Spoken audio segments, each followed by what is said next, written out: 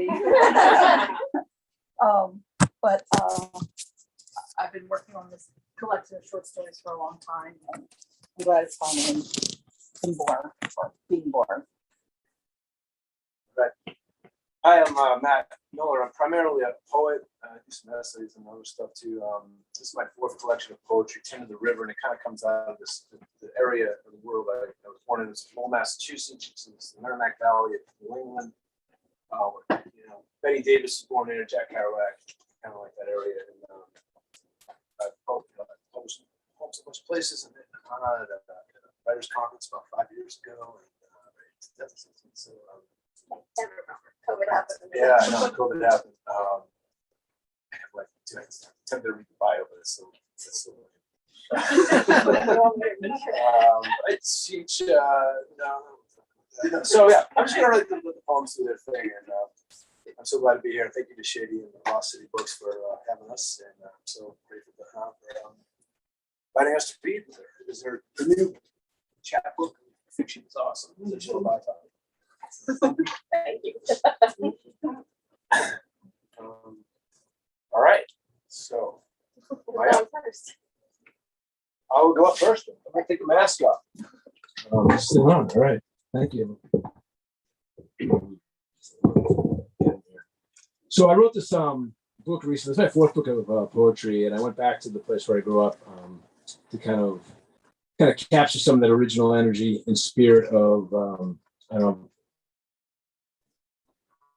that area of the world, and taking a look at it from the Ice Age to the indigenous people to the Industrial Revolution. Started there with the factories and it's a really burnt out now industrial town, like a lot of towns. So it might be particular, it's one town, but it's not uncommon to a lot of towns in across America, the post-industrial age. But I'm gonna read this first poem. It's called Autobiography.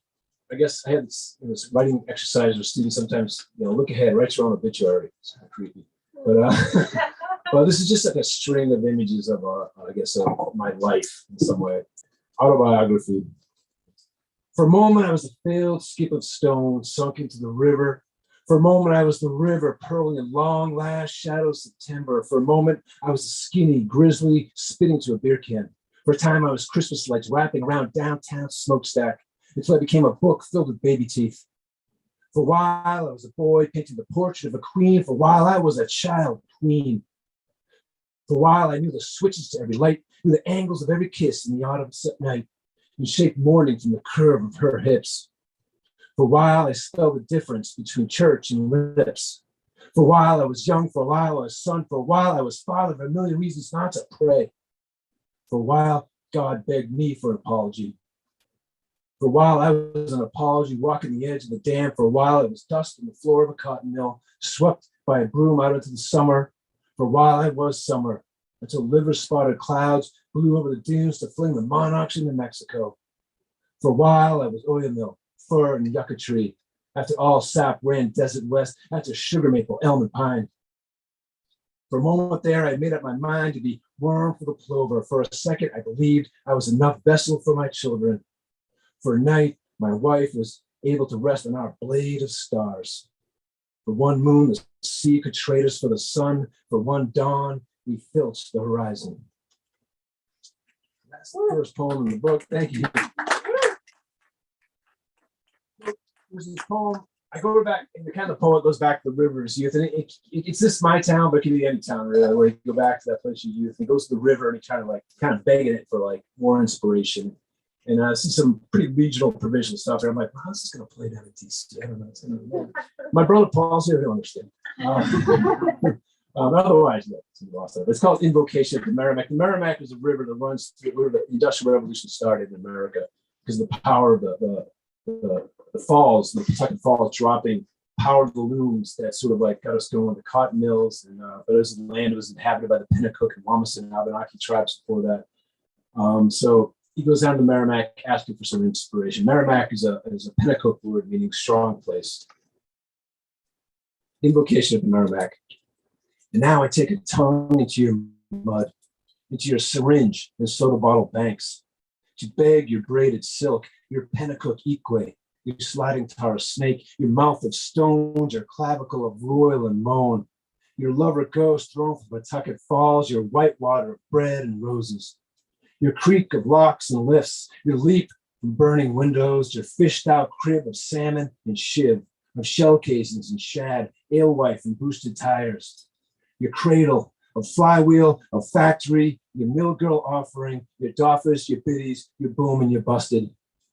Penitent palmed, I stand in this, your sun tussling dawn to call a song. My river, roll your blue-black big hips under the oxidized iron of cantilever and cable.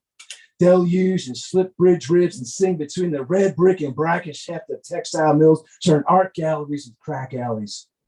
You, bender of flashboard pins, come sing to me, sluice me, double back and seduce me to your flood, tenor me down to your Irish blood canals, your Greek restaurant ghettos, fluorescent Cambodian groceries, chunk-killed Brazilian bakeries, your cobblestones exposed to sell some roomy history. Bones old and broken of flesh and sack and ash I call a song.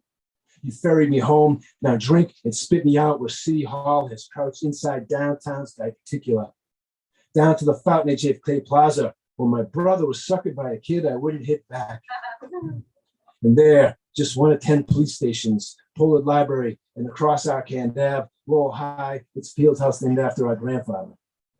The calm to Masonic Temple, the bring your own Viet wine, Viet Thai, and bars, and bars, and bars, one for every St. Anne's, Immaculate, and St. Patrick. In your hydraulic drop, prayers are tossed like toasted tilted pints. There, here my palms unfold. Give Willow to me against my flooded nights, against my broken rights. So you flow down and you roll old stones, old river, and moor me here for what I am and not. Wake my song and pluck me to your pulse. I'll stay down in your valley, drink your ink of water and dream myself back into you. Make me small again. Roll me in your lap, your mud, your moonlit blood. Supplicated by the greasy vents of a train car diner, I beg your lip of water to whisper.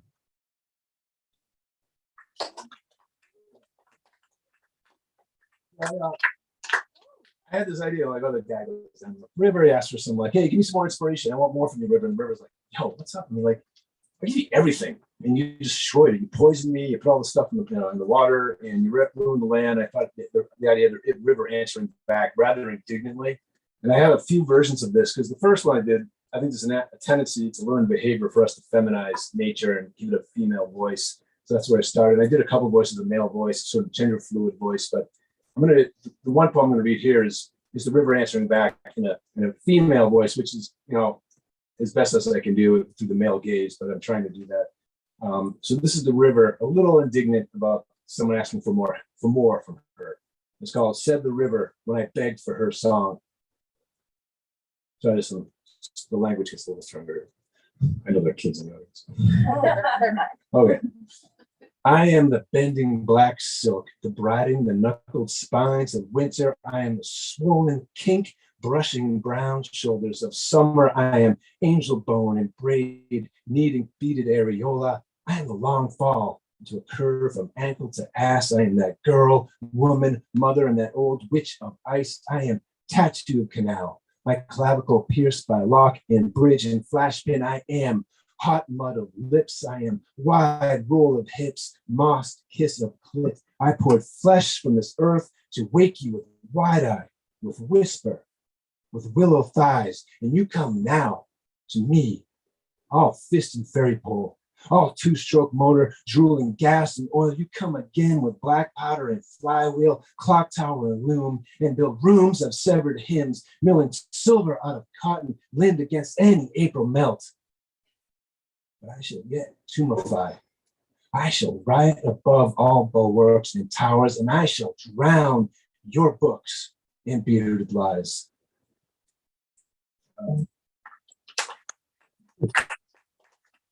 don't know if y'all remember this movie that came out about 10 years ago called The Fighter with Mark Wahlberg. It was a Gabriel Russell film. Sort of boxer from my hometown, actually, Mickey Ward. And Christian Bale won an Oscar for it, playing Mickey Ward's kind of crack-headed brother. And in the movie, there's extras from our town. And a cop in the movie, guy was a cop in our town, was playing sort of extra, playing his father from 20 years before. And then he got in some situation years later, and I played football with him in high school and stuff. And so this poem, he got in a drunk driving accident and killed somebody. And this poem sort of came out of that experience of what his experience, and trying to give a reckoning to him. It's not his only thing he did, but also the reckoning to the person who was killed. In a way, the movie is just kind of like Fill Up Our Lives. It's called Real Life for EW. In The Fighter, Wahlberg plays a welterweight from Lowell named Mickey Ward. Mickey, one night, sticking up for his crackhead half-brother Dickie, played by Christian Bale, gets his right hand busted by the cops, just like in life. In the film, played by the real-life son of one of the cops, he was, for his time, a cop in Lowell. I played football with him in high school. I can still see him all alone in the end zone after a tunnel vision QB threw it to me again on a tight end drag for a short yard gain. And it was great to see him play his dad, though I heard there were issues between them. And then to see him grin into the camera during those closing credit shots of the town and people, Hollywood had come to us to find a hero. And though I never met Mickey, I saw him once at the gym.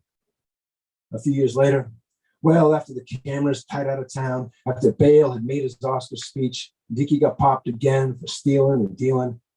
And the cop I played ball with drove home one night, so ripped, he never saw the SUV as he veered across Route 110 in the dawn. A man named Bryant Paula died instantly. The cop, the boy I knew, was arrested. He wept in court, asked to be punished, and went to jail. Now, none of this has anything to do with the movies, except that maybe everything has to do with the movies.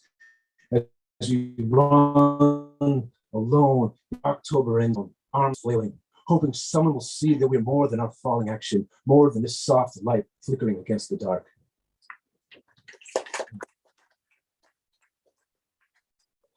So I mean, a lot of the poems in this book are about boys lost along the way. And there's this great poem by Robin Costa Lewis, African-American poet, who wrote this poem called Math. You should definitely look it up. It's a prose poem in which she does the sort of the math and the mathematical chances of a Black boy making it past the age of 18. And it's an amazing poem. This is not it's her poem, but this is where I took this poem, that idea to kind of think about sons in general and the inequity between sons and chances of survival.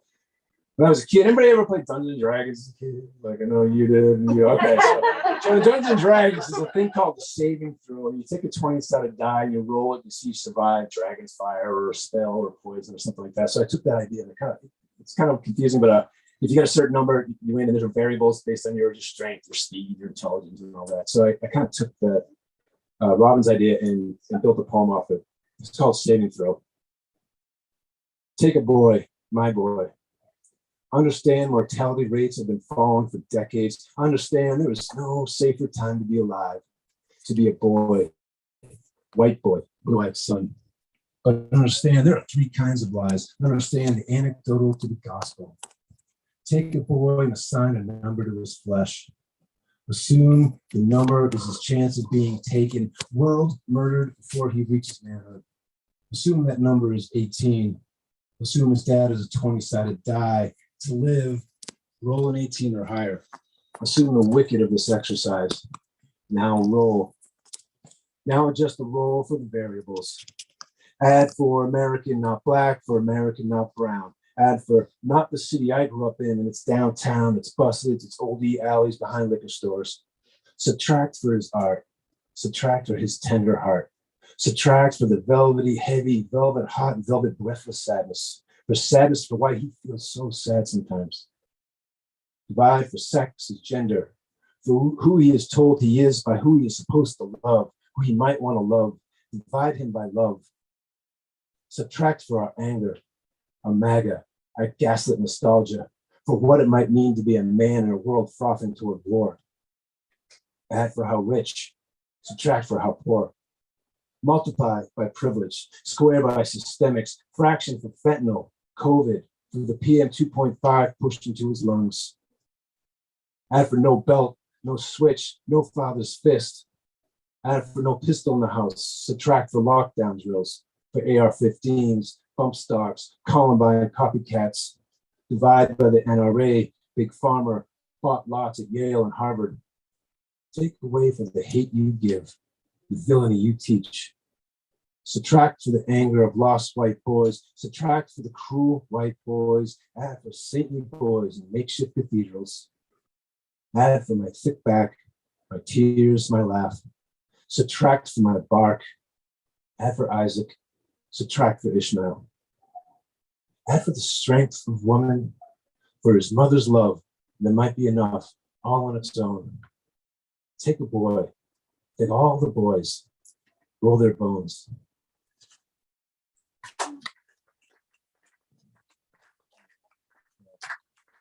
I have not read yet, but my brother's here. This is a poem about him.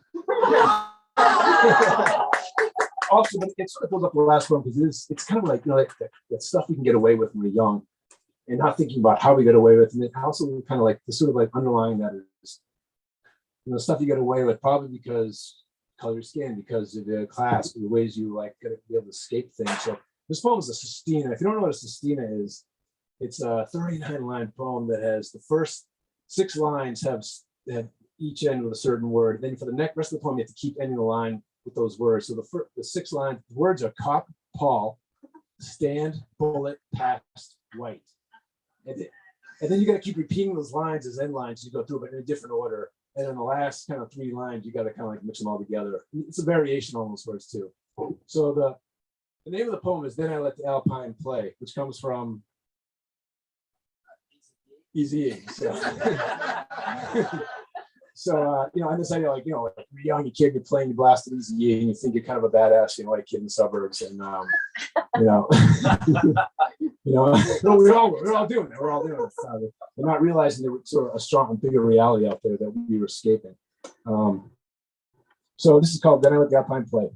Just 15, all he could think was no. When the cop snatched his fake ID and started cuffing him, so Paul turned and tossed that down low 5-0 into a stand of Bud Light cans and tore ass like a bullet out of the state board of Pelham liquor store and passed his pals, Cranking Cube and Danny's grandfather's white olds, waiting on their 40s, just a crew of white boys in snow hats acting all gangster.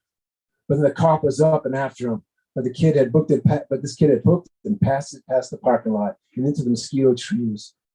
Paul climbed a barbed fringe fence, never thinking a bullet might burn through branches, but knowing he didn't stand a chance if that cop caught up. So he headed for a stand of pines where he saw some house lights shine white in the distance. But now his pals were shitting bullets, trying to rip out of the parking lot. Doubling back, the cop pounced on their hood. Those bad boys gave up Paul's name and number. Hershey scored quick. No getting past that cop. No kid had ever tossed him. So dude was past being pissed. Trying to get some girls to understand why he should let them in the house to use the phone. Paul was sweating out whatever charm he had left in his white tooth grin and fear-flushed face. About then, the cop called this punk's house. I answered. He barked bullets and didn't believe I wasn't my brother. Bull, let me talk to your old man, he spat and passed on what happened. And then this gravel-glottis cop started going off on how Paul was going to stand trial for assault, resisting, flight. I wonder how we'd whitewash this to mom because I bought the fake ID for Paul in the first place. Then he hung up. That's when Paul called from a Dunks, hardly a place where bullets and badges wouldn't gather. He was ET in the River White when I picked his ass up. We docked to the store to get past my rule and all this. Little bro couldn't stand me getting pinched too. Next day, after she called the cop, mom, appalled, took him in to bite that old bullet. He copped a plea, got probation, no having to stand trial, missed juvie, free pass, also black and white. Sorry. I'm gonna end with this poem. I don't know what to do it. So I'll end a little bit more up. My daughter is now 16. She's, and 16 is always hard. But this is a poem I wrote when she turned 13 because she's a powerful young woman. And I just compared, this is a great poem by Lynn Milnick called 12. I just ripped this off from her. And it's she looking at her life as a 12-year-old and her son's life as a 12-year-old. The same thing. Like my life as a 13-year-old and what her life is different, how much better she is than me. And like, and how a different world that she lives in. So this is called To My Daughter at 13 after Lynn Milnick's 12. Kind of a prose poem, you see no line breaks. It's flash fiction essays. You know, like, you got what you guys Yeah, do. we'll talk. To my daughter at 13. When I was your age, I loved a girl named Jen. And when she had Becky asked me to come over that blue October afternoon to the house where she was babysitting, and I slammed hard to the street, bombing down a hill on my Jeff Phillips skateboard, one kryptonic wheel catching a stone, my elbow all road rash and blood. And when later I sat next to Jen on the couch, I think she expected me to kiss her, but I wasn't sure and didn't know how to be sure. So I played Don't Break the Ice with the kid she's babysitting for. And wasn't I such a gentleman, a good boy, and so terrified of a girl? Delaney, your dolls, your Leias, your Rays look dusty on your bedroom shelf. When I was your age, my G.I. Joe still posed, but I was scared to play with them in case Dad came home muttering, he's weird, to Mom. So when I was your age, I made myself go outside and play football with my brother's friends. When I was your age, I stopped talking to Reggie about the accident on the bus, even though the fall of the mutes was upon us. When I was your age, I finally figured out how to punch a boy back hard enough he wouldn't ever hit me again before school on the blacktop as I leaned against the chain link fence that covered our backs from the knuckles and grabs of older boys. You tell me the cool girls are mean. You say don't bother with them. But have you ever been in love, brought to balefire in another's glance? When I was your age, the girl I loved dumped me the night a ball went through Buckner's legs and the Sox would lose the series and she kissed Dave. Is a broken heart still a hurt all over the skin? Is this what you and Mom are whispering? You've told me kids you know are kissing. When I was your age and friends were getting laid, that I just wanted to be 7 again and forever in Miss Q's class drawing pictures of Luke and R2. When I was your age, we started sneaking beers because we were supposed to start sneaking beers, but Delaney, be safe. Keep sitting on the den couch with us to argue and angle about what show we should all watch on a Friday night, because when I was your age, Friday night was football games, showing off to the girls by getting bloody and games of smear the queer. Because when I was your age, gay was AIDS, and we were all too afraid to say anything but what we thought was the right thing. Poor Reggie on the bus. When I was your age, the only good thing I ever did was stick up for him that one time. And Willow heard me and told him, and he said thank you. But mostly when I was 13, I was a coward like the rest. While you stand outside your school to protest gun violence, while you draw pictures where every woman is the right kind of beautiful, while you get yourself up in the blue-black dawn for a world you know will come at your claws, while you laugh with your brother, talk to your mother, while you lean into me and let me give you the hug I didn't even know I needed. Thank you very much.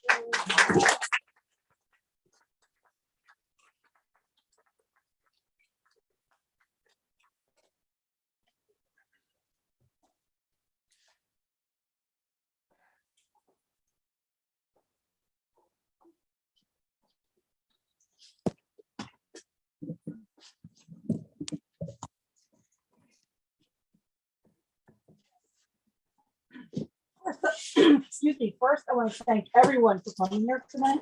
I know on Friday nights, especially when I saw the energy out in Adams Morgan, there are so many distractions. So thank you for coming in. My book, Stumbling Toward Grace, is actually a collection of short stories. And if there's any collection of short stories that resonates with what we lived through in 2020, it's this book. Except I didn't know it when I was writing it, that we were going to live through 2020. This book explores a whole lot of things, including the impact of racism on bigots, the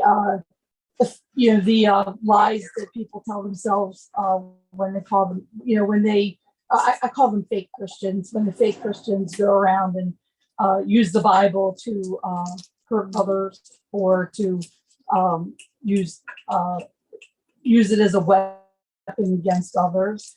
And I also explore what it means to walk the line between being an immigrant and being an American. I'm the first generation immigrant, Italian. My father came from Palermo.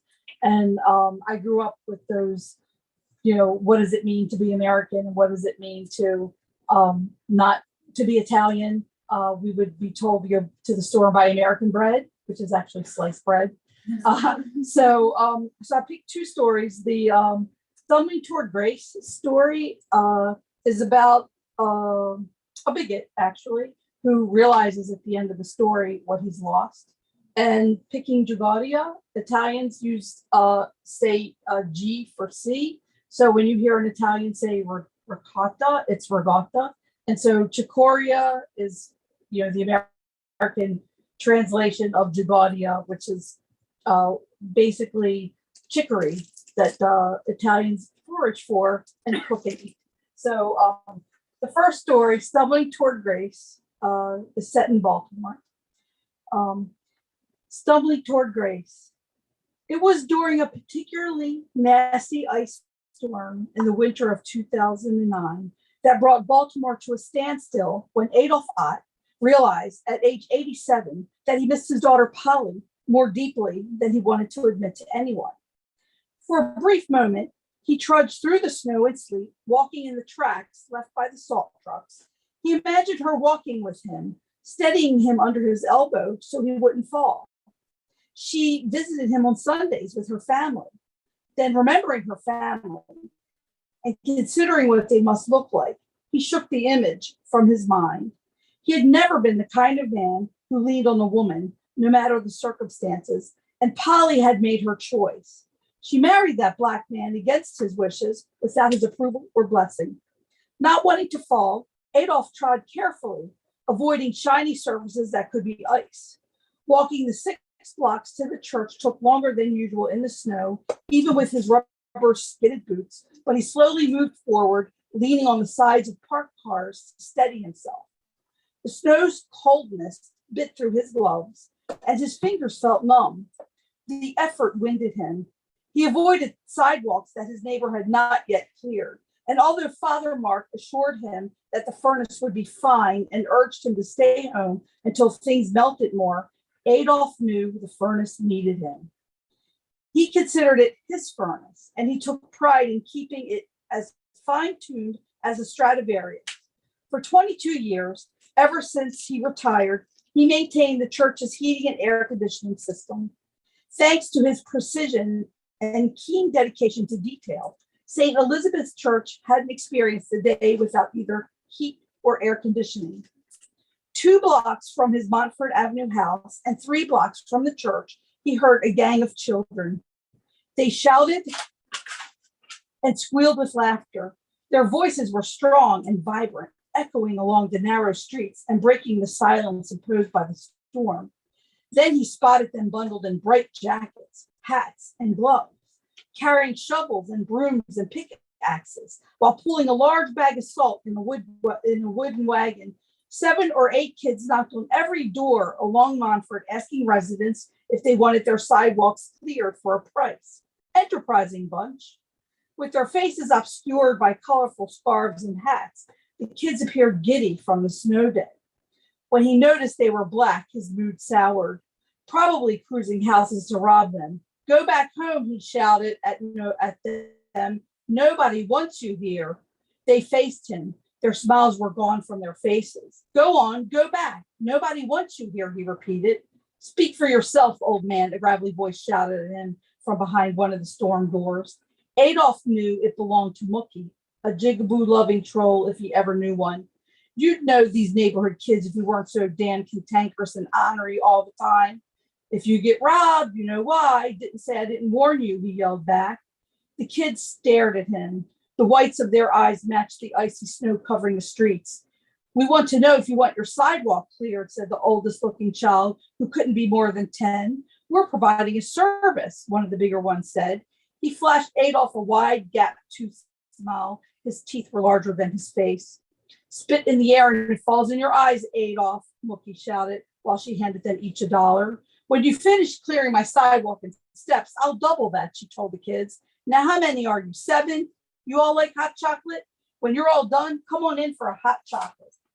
The kids shouted at once, a cacophony of singing, hot chocolate, hot chocolate. Annoyed, Adolf stopped and watched Mookie with the little jigaboos. 1 or more, 2 of them were already working to clear the icy snow with a pick. A few others smiled, their white teeth shined like high beams. You all be careful now, she said, smiling back at them like an idiot. Her stupidity infuriated him. What did she know anyway? Nothing but a bar-owning woman her whole life, used to interacting with riffraff.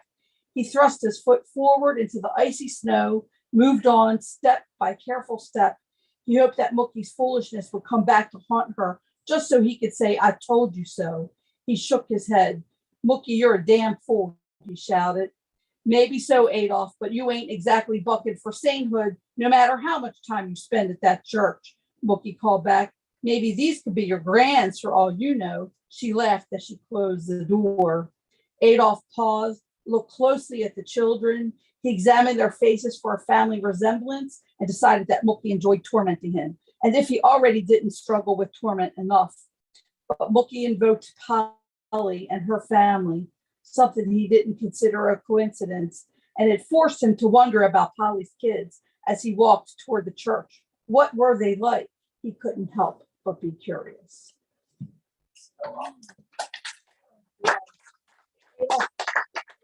Realizing what he missed at the end of the story. And this next story, Picking Giardia, is Italian Americans sometimes go to places to forage for chicory, which they then bring home and cook in oil and garlic.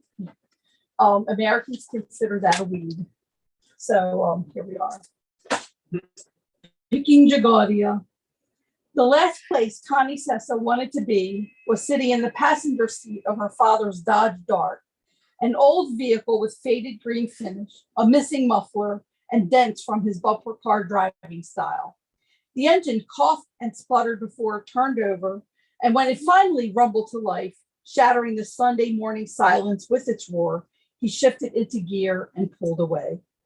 Through the window, Connie glared at her mother, still in her nightgown, with her graying curly hair tied in a loose ponytail. Her mother smiled and waved from the front window of their Little Italy row home. "Fa attenzione, pay attention," her mother had said as she handed Connie, who was 13, 2 large kitchen knives wrapped in butcher paper and 3 folded brown supermarket bags, which the girl tucked in the car's glove compartment. Cross and sleepy, Connie hadn't wanted to fa attenzione. She watched a dozen gray and white pigeons strut around the pile of breadcrumbs. As they pecked at the crumbs, their necks jutted in and out. She wondered if she'd be able to get close enough to put salt on their tails. Would they be able to fly?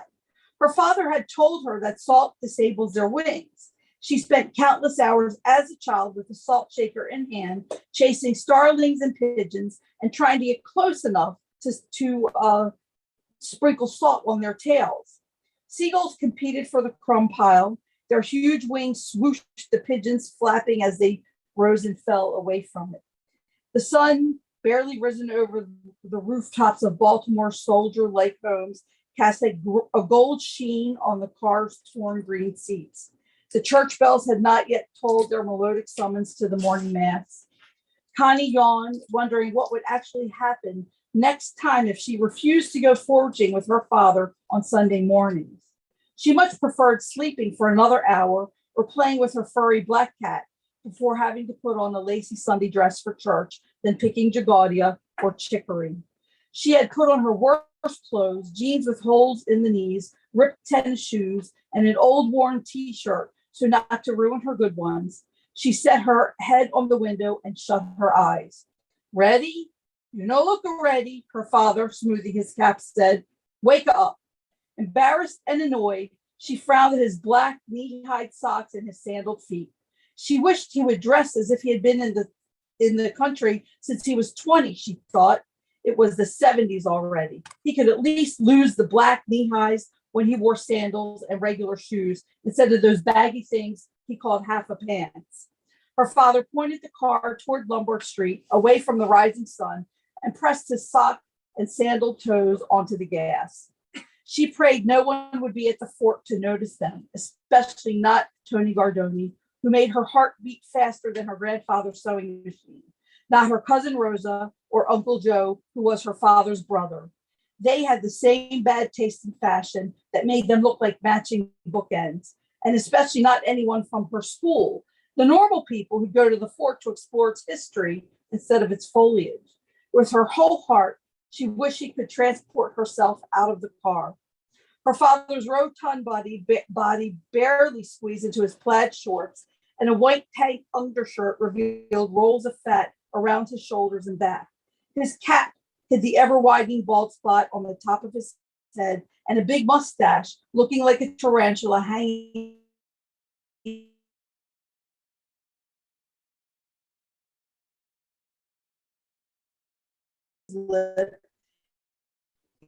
on vacation. Been the only one to think that. Whoops. I missed the page. Okay. Why else would the man glare at them, follow them around the shop, and watch their every move when Pop had taken her and her sisters there to get a present for their mother's birthday? The man looked surprised when her father paid for a pair of diamond and pearl earrings with a wad of cash.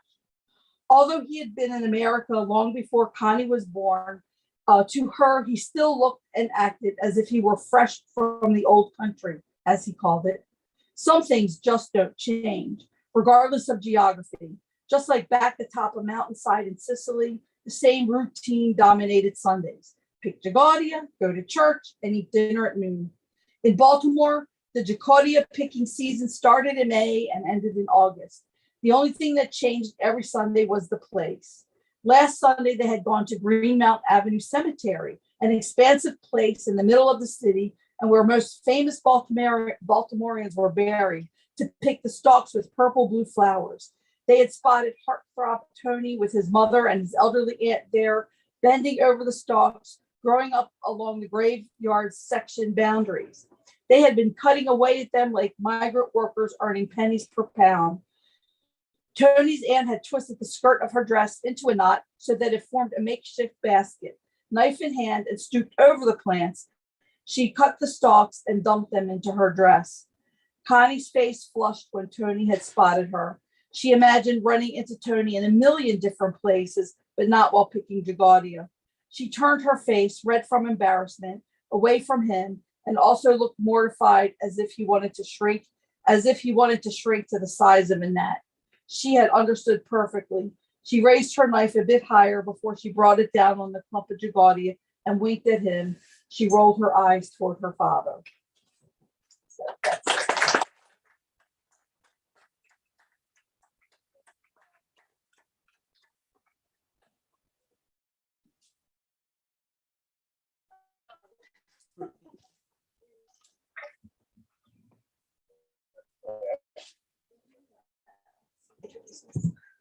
Hi, everyone.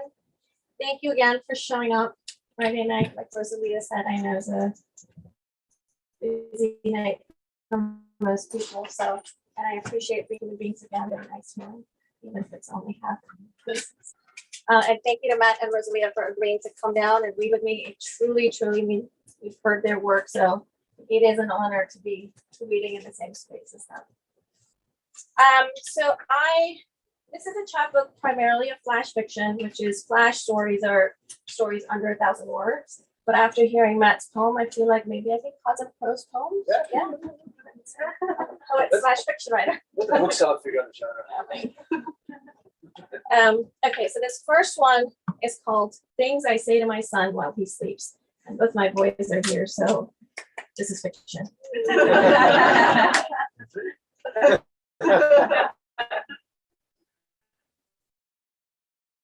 If you end up breaking your promise and climbing out the window into the alley and meeting those boys outside whose beards are nearing manhood and whose angry eyes pick at my body, I know they see a useless woman, a crumbling moral life, no man to protect me, and who slip you into the dark mouth of the old internet cafe down in Johartown, and who won't let you smoke, though I am grateful to them for this, with whom your eyes sharpen when you tell them that you want to be pure, and when they pat your shoulders and say, you are doing Allah's work, brother, and who give you advice on how to bow when you pray and hand you a gun and tell you your father is probably in hell. They'll listen. He was a good man, no matter what he did. It is not a sin to work at a bookstore when you have 4 mouths to feed, even when the books have things that are shameful. And you have to listen. He was not spreading immorality, son. He was keeping you alive.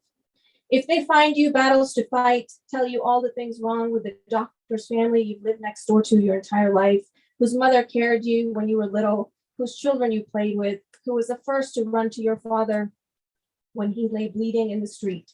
Remember, he steadied your hand over your father's chest, showed you how to keep the blood inside.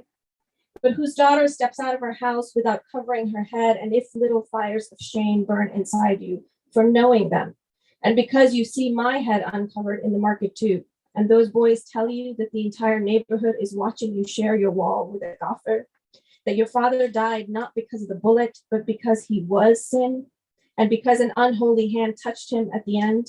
And if they burn enough of your heart that it scatters like cinder, and if you find yourself bold in the moonlight, and your feet are steady on the brick along our street, even before the chimney smoke has died in our house, even before your brothers have gone to sleep, already you can feel yourself a man, the kind of man who wants to clean all the sin from his blood, who will be wrapped in coldness at the kitchen table in the morning, the kind of man who will always find purpose in erasure, who tells himself he will never bear the insult of a blasphemer's existence on Allah's earth.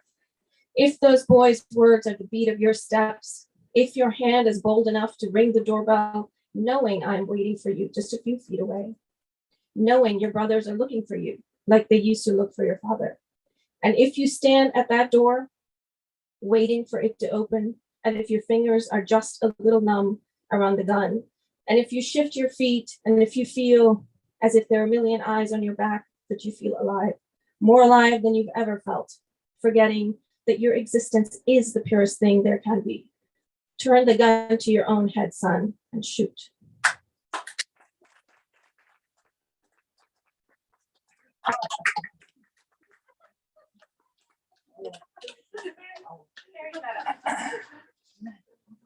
Okay, this other one's, I feel like this is a little bit too high.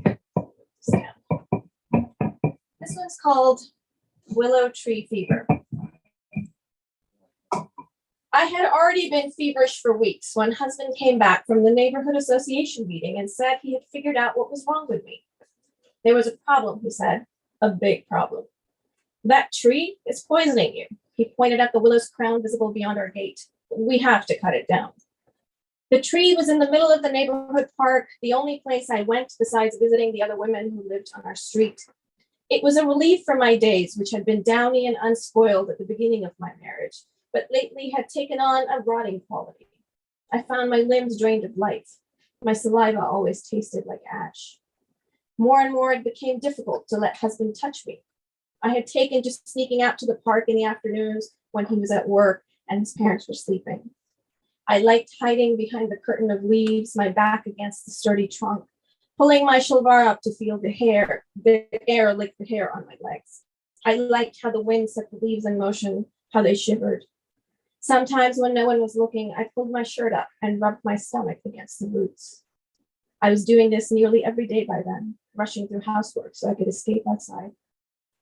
What do you even do there? Husband would ask me, even though I knew he had followed me once or twice.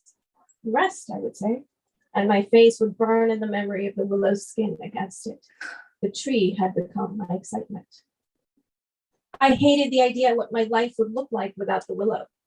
Husband had already objected to the book club, morning tea at the Fairweather Hotel, and monthly visits to my sister's house.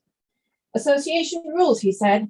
If we choose to live in the neighborhood like this, we have to follow the rules. It was just like him to try and take away the only thing I did without his permission. I would rather he cut me down than the tree. A tree can't be poison, I said, not meeting his eyes. It's just a tree.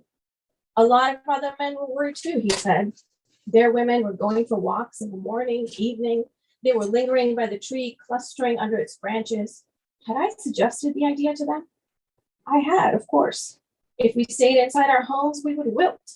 Fresh air and exercise was necessary for us to grow, we told each other. I think, well, husband waited by the dining table so I could pull out the chair for him. Do you hear any sounds when you sit under it? Any whispers? Do you feel unusual? What kind of unusual? I asked, and heaped a spoonful of rice, of the cardamom rice I had just finished making on his plate. Husband's mother had said it would help her son become tender, add fragrance to his skin, maybe help my body accept him easier. It concerned everyone that I did not want to have a child. Strange things have been happening, he said. First, it was fat girl who worked at the bank and refused to get married when her father brought home the man from America. Maybe a restaurant owner, maybe a businessman, something to do with food, but American.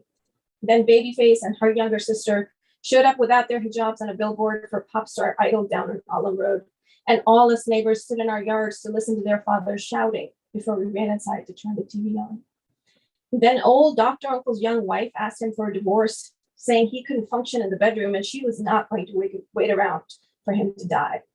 Lawyer's wife refused to do anything she was told to do. The dishes sat on the table with chicken bones drying on them for hours. The laundry had started to pile up. She left the house whenever she wanted, and she started wearing perfume that made her smell like roses at nighttime. The men think, that there are jinns in the trees, husband said, and looked very worried. They're stealing your thoughts. They're deforming your mind, making women think you don't need your men to live. He creased his brow, then turned his mouth into a pucker. Even trees don't grow without seeds, he said. Eat something, I said. I thought the rice might distract him. Husband's mother was always feeding him away from his anger. He picked a cardamom seed off the spoon and took a big bite. I tried not to think of the feel of his starchy mouth on mine, him trying to push himself into my body. This is what you want, he would say. You want a child, he would say. One chew and a grunt, and husband opened his mouth wide again. His tongue rolled the rice back out. The grains glistened, and a single one hung onto a strand of his saliva. Too much salt, he said, and wiped the taste off on the back of his hand. The grain fell. In the tree? I asked, thinking of running my tongue across the ragged willow bark, tasting the wood, sucking on a red, swollen catkin. Husband pushed the plate away. I hope you won't talk nonsense once you're a mother, he said. Husband was sad about cutting the tree. When he was young and the roots of tree were beginning to run tracks in the dirt, he used to play by it. He and his friends hung on the slender limbs and carved their names on the trunk. They burned the tips of feather-veined leaves with cigarettes. They pissed on the roots under each other's feet. The tree watched me grow into a man, husband said, but it's old now, I guess. I told him I would stop going to the park. I didn't mean it, but I thought I had to do what I could to change his mind. You don't have to cut it down, I said. Think of all your own memories. It saddened me to know that Willow was out there soaking in the sun, swaying gently in the breeze. It had no idea what was coming for it. Don't let your imagination ruin something you love, I said. Husband shook his head and dropped his shoulders till his chest was a hollow. And when he said, you have to cut down even your friends if they rot, I knew he was feeling betrayed. The next day, Ugly Girl's father and grandfather and uncle and brother gathered at the park with axes and swords. No machines, husband said when he was leaving to join them. That might scare the jinns away. The line of men wearing determined faces stretched all the way past our house, round the roundabout, and down into the moss. They took turns with the axe. All morning, I could hear the grunts of the men and the thwack, thwack, thwack of the blade slicing the wood. Husband came home for lunch and said that behind the sweep of leaves, the trunk was a thing of horror. Hundreds of clusters of red sprout the sides of eyes. The middle swole pregnant with ants that had poured out and bit his hand. The jinns are fighting back, he said. Stay indoors. I was watching from my balcony when the tree buckled. All down the street, I could feel the women on their own balconies wince when the axe blade sliced its final arc into the heartwood. The willow arched and fell, branches reaching across the grass. The crown covered the park gate straight across. I tried to swallow the knot in my throat. The men hollered and wiped their brows. The day had been heavy. They were warriors, weary and filled with elation. They kneeled against the stump and turned their chests to the sun. Praise Allah, I imagined them saying. We have saved our women. Behind them on the naked stump, sap glistened. They rubbed it on their fingertips and brought the scent to their noses. Fresh cut, they might have said. Now watch the butterflies die on it. The next morning, I woke up early to husband talking loudly on the phone. Your dead father, he snapped when I asked him who it was. Then he threw on his shirt and pants and ran down the stairs. From the balcony, I could see the other men moving toward the park too. The morning mist had not yet fully cleared, and they looked like shadow bodies slowly coming into being. I could make out Babyface on her balcony next door. What's going on? I asked. The sap, she said, pouting in the same way she did in magazines and on billboards. Baba said the tree's oozing something awful. It smells like peppermint blood. Can't you smell it? I shook my head, but my heart came alive then. That was nothing like the willow had ever smelled to me. I leaned over the railing as far as I could. Dark amber bled from the stump and pooled around their feet. Some men stood at a distance and looked at it. Husband took a few steps closer and then said something to the others. It's the blood of the jinns, I could imagine him saying. We were right. Look at the bastards bleeding. We cut their heads off. He lifted his foot and looked at the bottom of his shoe. I could see it took him an effort to lift the knee, like the earth was pulling at him. The sap was attaching to his soles. The tree was angry. It knew what had happened to it. I was filled with elation. It knew. It knew. My body celebrated. I swayed back and forth against the railing. I wanted to scream and cry and laugh. I wanted to fall off and fly into the air. I wanted to lay myself on the sap, cover my arms with the amber, fill my mouth with the color. I wondered if it was warm or cold. I wondered if it would make my jaw clench. Then I heard a shout. I'm stuck, husband yelled. Next to him, Ugly Girl's father fell. It looked as if something had pulled him down. There was a commotion, and then suddenly all the men were yelling and making noises. None of them could move. What's happening? I called out to husband, but my voice was not loud enough to cut through the noise. When the haze lifted some, I could see that the ooze from the willow stump was no longer a trickle. It poured thickly and came up around the men's shins. They were stuck, trapped in the amber liquid. Their cries, which at first had sounded surprised, had become angry, and they tried to shovel the sap away with their hands. But there was no stopping the tree. The sap poured heavier and heavier, and when it got a hold of the men's knees and moved up their thighs, they became afraid. They called out to us. I can't move, husband said over and over. Help, he yelled, help. I looked down the street. All the neighborhood balconies were filled with women. We called out to each other. They're getting swallowed, fat girl said. Lawyer's wife asked if we should do something. I don't know, I said. Husband said to stay inside. In the park, the sap kept rising. When the mist started to burn off, we saw that the men were no longer fighting. By the time the sun was high in the sky, their body covered completely, and our men were nearly relics trapped in giant amber catkins, petrified with their fears and their anger. The willow had swallowed their cries. This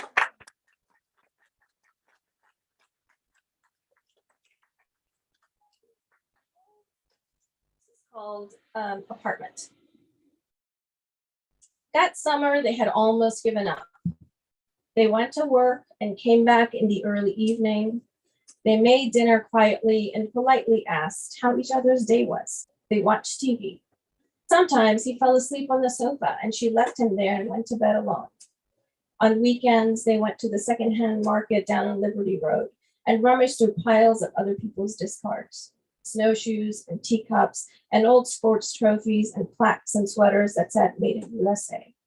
She liked to look for things that told a story, and he picked things he thought might be useful. Sometimes they found something really unusual, like a half-written diary, and then they laughed over it, momentarily excited, but that feeling always passed.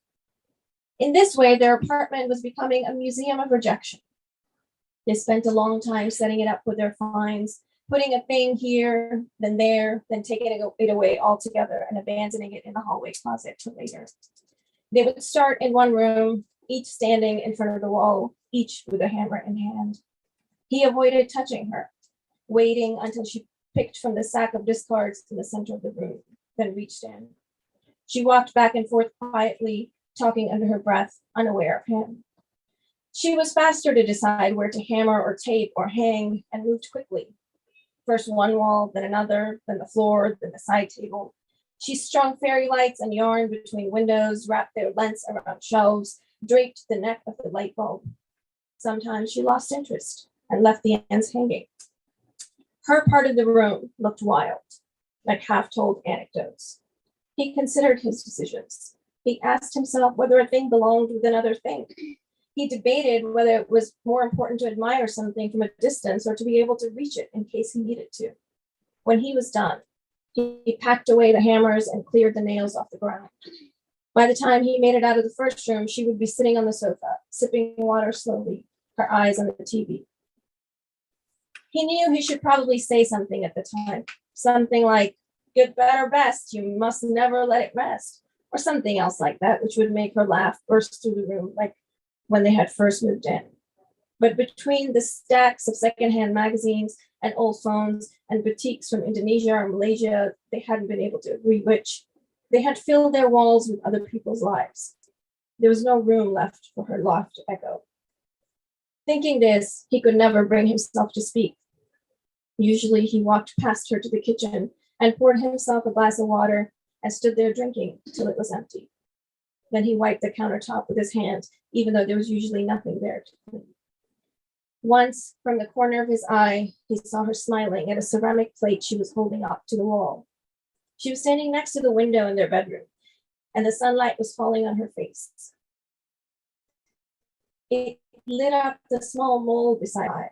He watched her lean in close, her nose nearly touching the porcelain like she was smelling it. Then she turned her face gently and closed her eyes, her cheek resting against the plate.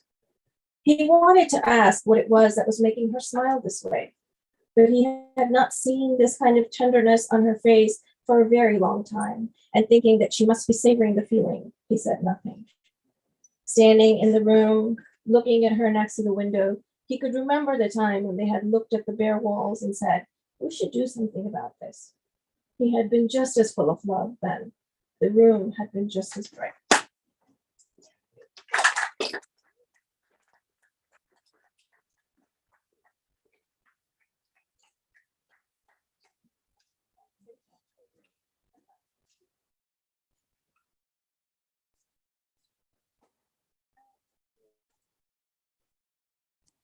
We're going to move into a discussion of Lovebirds and the other two.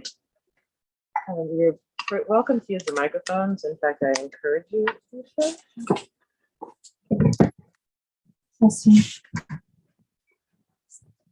Sure. All right. Question. Well, I'm gonna ask one right off the bat because it's interesting to me because I think both of you write so much about place and both of your stories are so attached to place. I'm curious if the process of writing your poems and your stories changed how you saw the place when you started writing to when you finished, or how your relationship with Baltimore and Lowell changed. The river. What did it do?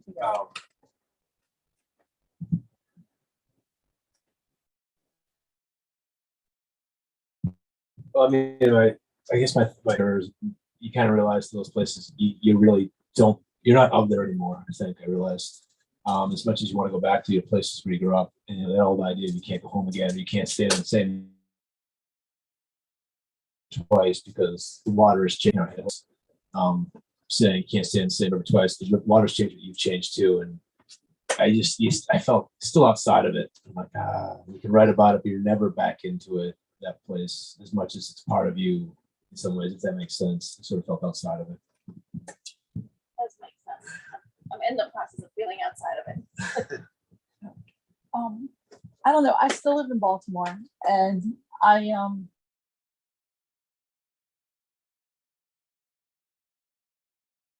have a great love for the city. The stories are 70s when Baltimore was undergoing a renaissance. And I kind of felt that some areas of the city were allowed to put on a glitzy bog down, while other areas of the city were either untended or ignored, you know. And I wanted to explore the parts of the city that were not wearing the glitzy bog gown, because I saw a different kind of beauty in those sections of the cities. People who took care of each other, people who fussed with each other, but and unlikable people who actually had things about them that made them not evil. So a lot of my stories are focused in the parts of the city that you wouldn't find in Baltimore Magazine. And I still love Baltimore, I still live there. So, but I've always felt like an observer, even as a child, rather than, it's kind of like when you're of something rather than in something. I always felt like I was an observer and wrote things down. Like if I saw, like all the strange things I saw in Baltimore. I think, I forget who said this. I don't know if it was John Waters or somebody else. They said that all the people who were migrating from the South with intentions to go north ran out of gas in Baltimore and then stayed. So, It is, I think, all of our work, the idea to give reckoning to a place and to a people, and they tell their stories right, and try not to get it wrong, and try not, just to like honor those lives. I tell my students, the gods are jealous of us because our lives are short, and that makes them beautiful. But so they're insignificant, but they also matter because they're so small, so short, and to give those moments, the moments they deserve, a reckoning in the fiction you guys write, in the poetry I try to write. yeah, I think all three of us are actually dealing with topics in which there is a reckoning. I love the Willow story. That was one of the stories that I read twice because I thought it was funny on some levels, but also I think as a woman, I think I felt oppressed in my life by my my brothers got to go out and do whatever they wanted. My sister and I got to learn how to clean tile, go out with a toothbrush. So that to me felt like oppression. Is there questions out there? I don't know. Like, I don't know. I'm not good at asking questions. This is a question. So this is a very important question for Oma. Very, very, very important. What did you have for lunch today? I actually didn't have lunch today. I had coffee.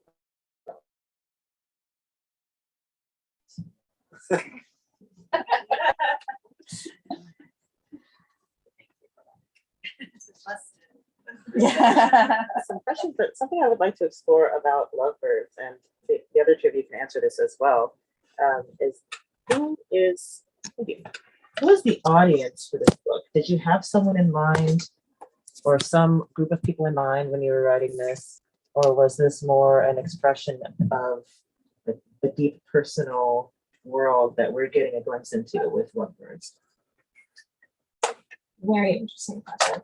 So I would say Lovebirds is sort of mirrors my development as a writer. All these stories have been in the works since I was not young, but a younger writer. And up until I think Willow Tree is the latest story I wrote for this. And so it wasn't so much about audience, but it sort of tracks when I first started writing. The last story in this is, sort of this vague space and a vague narrator, and there's not so much attention to cultural details. When I first started attending MFA classes, there was a bit of resistance to the stuff I was writing, which was, they wanted not such brown things in my stories. And so I tried to sort of step back and write things that were maybe more palatable to my MFA audience. And in the writing world, I think, you do sort of have this sense of the audience is the publishing world and whatever powers are at play over there.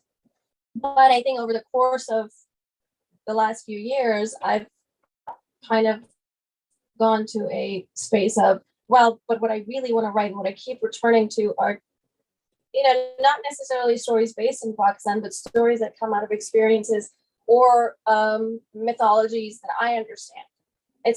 That may not be as accessible to everybody else, but I do the work of accessing other mythologies. So it is for everybody, and sort of asking them to engage with it on my terms. So, yeah. I love that. I think that's very readable and hearable in the stories, and the assumption that the audience is just meant to get every reference that's being made in the story. And I think that was a really bold choice and a really beautiful choice to just say, actually, now you get me, And I thought that was really great. Did the other two of you want to answer that question? Audience, just think about the audience. When my first audience, my other books and stuff is my it's always my wife because she's my first reader, I think, and sort of my muse. And she can't lie. She like, I show her a poem. She's like, oh, it's nice. It looks good on you. So that kind of voice, you know. But this book was different because I was taking on a place and people I knew really closely, and I knew like I had to do justice to their stories and honor their stories, but also tell truth and also get it right, because I knew if I didn't, they'd come at me. And I don't mean like they tweet about me. I mean, you walk downtown, my brother's here, like, you know, you might get popular, you get a forearm shiv of the skull to get someone's story right. And you know, like the guy I wrote about the cop who he killed somebody drunk driving. I'm like, I threw that poem to a bunch of people. I'm like, you guys think does this serve him well? Like, we have to name what he did, but also that that's not his whole life. And like, yeah, no, I think he kind of captured that. I'm like, I gotta get this right. So I was thinking about that place and not wanting to get it wrong. It's not just people contemporary, but the people that write. And, you know, I read those poems of this, you know, the stories from the historical past. Looking at indigenous tribes and not telling their story for them, but like making sure their story is part of that place too, and not forgotten. And not to tell their story. It's like, there's a story here that you guys all got to find out, because they have a story to tell, and we wiped it out, wiped it away, and in walking that line and knowing that as this, you know, that I'm maybe not the best person always.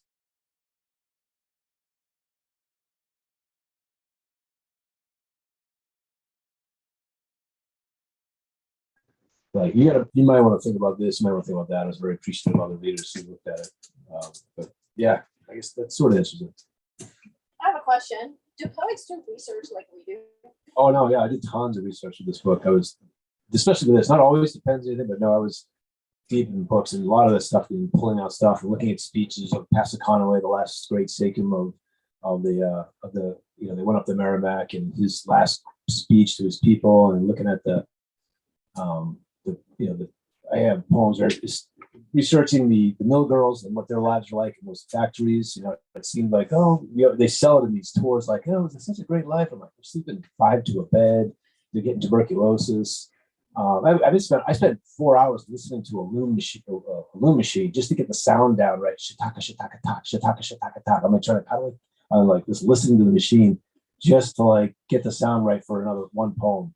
But yeah, tons of research in this book, especially this book.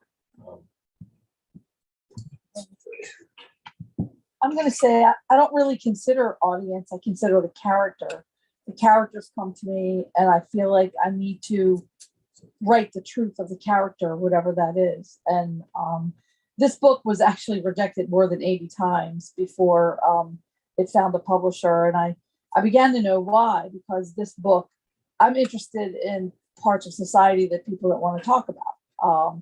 But then 2020 happened, and all of a sudden, all of those things that I spent my life writing about that nobody wanted to talk about finally burst and exploded in 2020.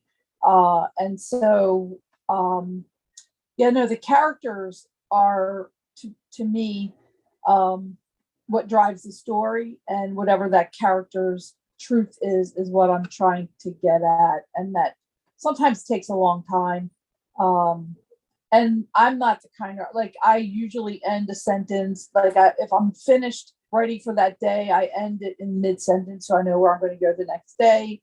I throw away a lot of words because they don't work. And I have to read everything over again before I can even continue writing. So when I sit down, I start at the top and read everything all over again until I get to that spot.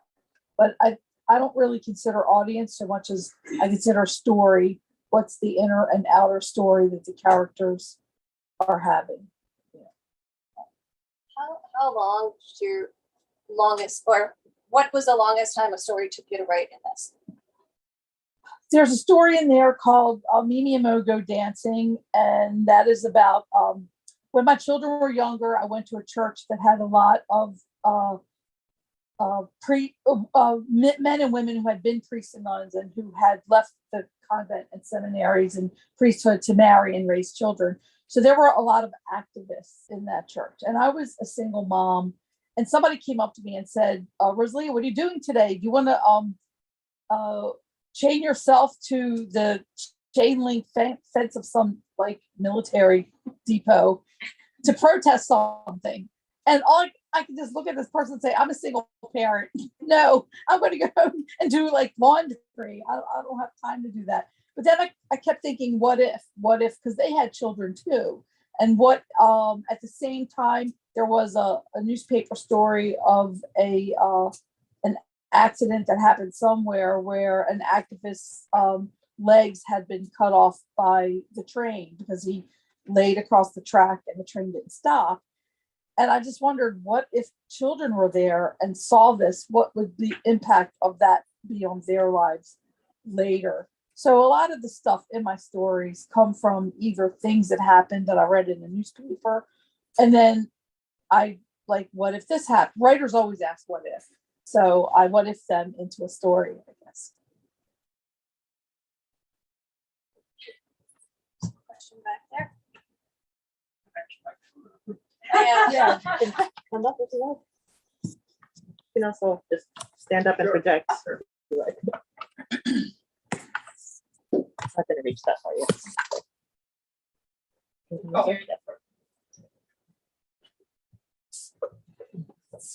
Your name is Matt? Yes. Yeah, really enjoyed your poems. Oh, thank you. My question is generally about man's relationship with nature. You have a lot of that running through your poetry. Has your view of man's relationship with nature changed over time from when you were youth to today? Given what's happened with global warming and COVID, things like that, it seems that your poetry now is very much of a reckoning, vengeful version of nature, very much alive. Or has it always been like this?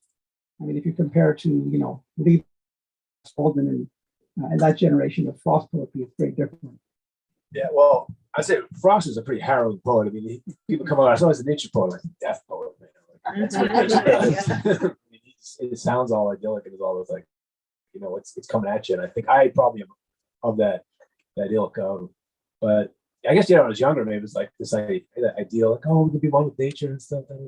As a kid, you're idealized, but the fact that we understand nature as something separate, already makes us outside of it in some way. The fact that we can nature, we are this and that is nature, and like how can we ever get back into that kind of garden state of being part of paper? And we see it all around us. Nature's, and a lot of actually the poems I didn't read, but something like nature's, it's coming back. It's gonna take its.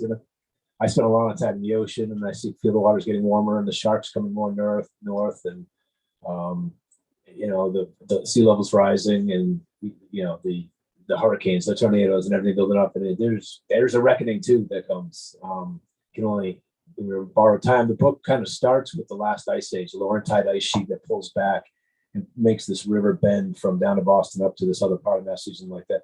This ice sheet that was pulled back from Wisconsin area and reveals all this land and topography and the Appalachian, the mountains and everything, and then it comes back and it'll just roll back, and we will be this thing that was at some point, and which makes it kind of amazing that we're even here, but also I can't be too full of ourselves that we are something special or above. We are a short blip on this planet's history. I don't know if that even answers the question. I don't know if nature's vengeful. It's not even that conscious. It's like to anthropomorphize nature is like being like, I'm mad at you. It's like, no, dude, I don't even notice you, bro. I'm just rolling. That's what I do. I don't know if that answers the question, but it's a little less like maybe someday we'll be with nature and hold hands. Like, I don't know. But, it'd be nice. Great, thank you. Thank you.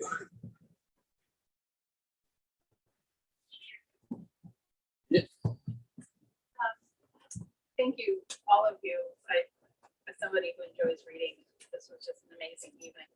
But my question is for Hananah. Partly it's a comment. As somebody who comes from a similar background, I really enjoyed your stories. And I'm so glad you stuck with, your voice, and because it means a lot to me personally, because I feel like I don't get this voice in fiction often. So that was great. It was amazing to read it. Like you're saying, the mythology, it's from my childhood stories. But like you, I think I also am an American, and I would disagree that it's not universal, because like Rosalia was saying, women do feel oppressed, in every culture, doesn't matter where you're from. And this is the reality, for a lot of women. And we just read this story in CNN about a father who had to sell his 8-year-old daughter in Afghanistan. So this is the reality of the world we live in. So first of all, I just want to say thank you. But my question is that there's a world of women and then there's the world of men in your book, and they seem very separate. Was that something deliberate? Not deliberate, but what I realized was that every time I started writing things about women, so I used to write a lot of male protagonists.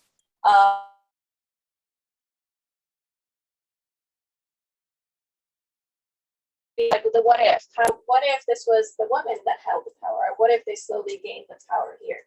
And I think I wouldn't say I observed this or that this is some great epiphany, but I think they are separate worlds. I mean, we try to sort of, connect in different ways throughout, but I think the way I grew up with a lot of boys around me, and I feel like the way I saw them engage with each other, the way I saw women engage with each other, like the language is different, the interactions are different, just the understanding of being in that same space with the same, men or women is different. So I think it just naturally started sort of floating into it, maybe with a little bit of vengeance, but revenge fantasy is always good fiction.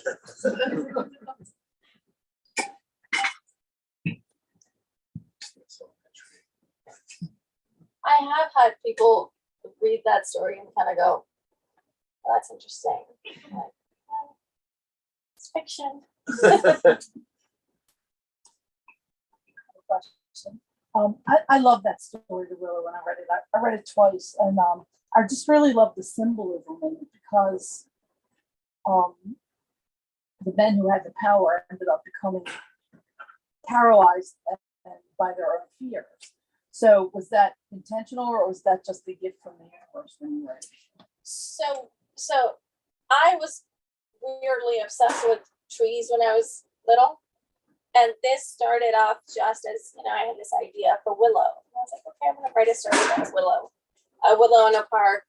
And it's kind of started developing from there. And I've been working on writing characters that are sort of nameless, where they work with, basically like their names are their relationships. So a lot of the, ugly girl or fat girl, it's like labels that other people will give to them, but not their own identities, because especially in Pakistani culture, for a lot of people, that is accurate. It's who you're attached to, and what your outside looks like, not necessarily.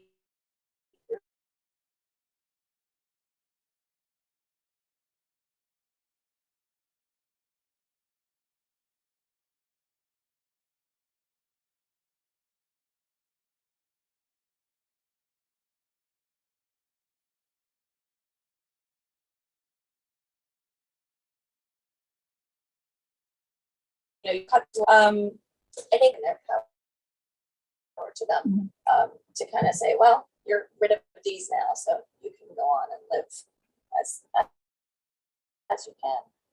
Yeah.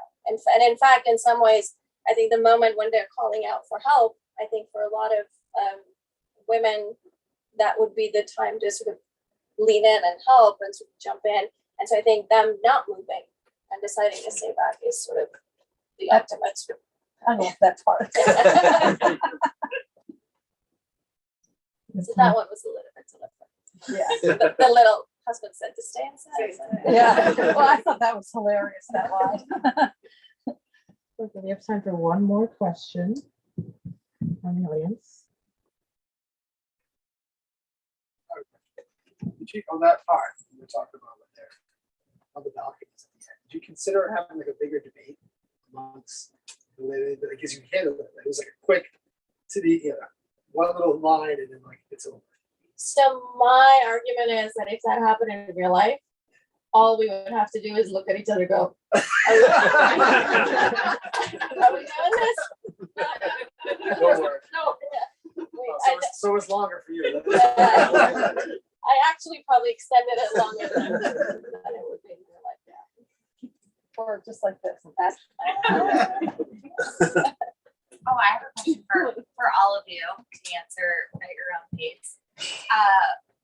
Who in your family inspired you to write, or who's kind of your role model? No, I was just echoing. There's a line from Auden has a line that about Yeats, Mad Ireland, hurt him into poetry. So it's a joke among the writers. No, do not mean it. So my mom was a literature professor, and so I spent a lot of my childhood with English poets and being asked to read Hardy. I think I read it at like 12, maybe. Yeah, I know. I was like, what am I doing? So I think I became a writer as a trying to resist her. Because I was like, I'm not going to study English, not going to do anything with That's literature. not how it always goes, though. I became a pre-med, like science. I love genetics. I love biology. I love all of this. And then I started taking like all these classes for fun because, you know, the chemistry and organic chemistry was getting boring. And then the next thing I knew, I was in an MFA program and teaching in the exact same spaces. So I would say it's her. And now my son is doing the exact same thing.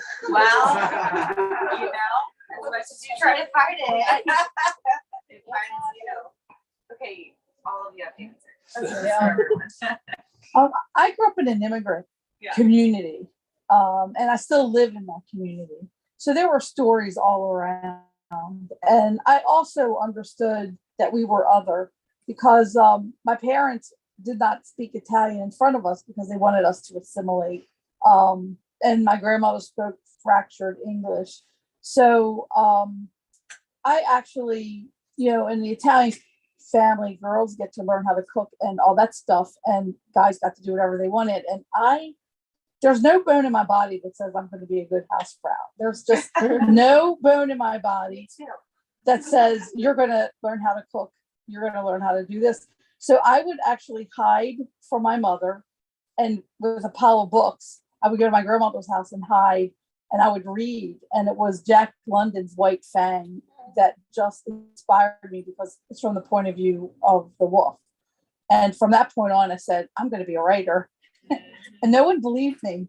And no one believed me. And I just had to toil away. Even as I had stories published, my mother would call me and say, are you busy or are you writing? Or are you busy? What are you doing? Like, you know. I've heard that from creatives before, like other artists where they're like, oh, my parents didn't see validation in me until I got married and had a baby, right? Even though I had art shows, and, you know, the speaking engagements got published. Well, even recently, my mother was ill. I know how to cook very well. It's just not an art for me. So I went over there to help her and take care of her and clean for her. And I cleaned everything. I cleaned the kitchen, and I was leaving. I said, okay, everything's put away. And she looked at the kitchen and she looked at me and she said, you left the kitchen too soon. I'm like, I put everything away. It's all clean. She goes, I'm not talking about now. I'm talking about in life. Like, so every time I told her I had a fiction piece published, she said, did you get paid? And if I didn't get paid, it was like, talk to me when you get money for your work. That's totally good. We all give our fiction for like. Yeah, that's true. That's true. That's true. All right, I guess that's I mean, I think I come from a town of storytellers. That was always in the air, and family storytellers. Everyone trying to one up each other's stories. So that's but the books, the writing part of it.